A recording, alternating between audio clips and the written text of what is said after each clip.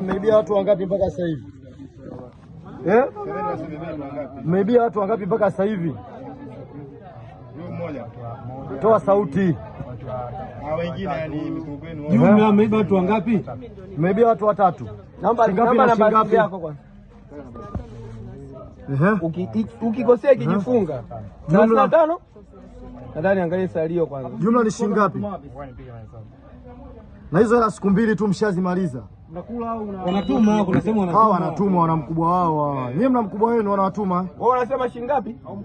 Mkubwa wenu wanatuma. Ulikuwa unasema una 400, una 500 na 24. Nyie mnatuchafulia kazi. Vijana wetu kwa mtaani wanaonekana nimeingiziwa lakini niambie mwana. Milioni 2?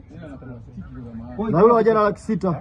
Wala 7 kule kule. 140. Ngoja. 7 nyota. Mmemwibia ustazi 700 mjamuibia. Kijiji cha huku mliko muibia huyu blaza hapa. Amjeba 700.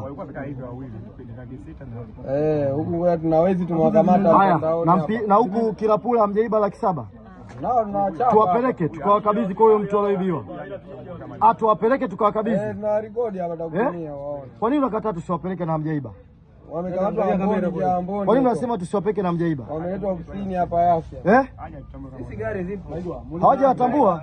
Hela ziko wapi sasa? Angalia kamera. Na matumizi ya kumaliza hela siku moja. Siku moja. Sasa hela ziko wapi? Ngoja tuachane na hizo video tushamaliza. Hapa kuna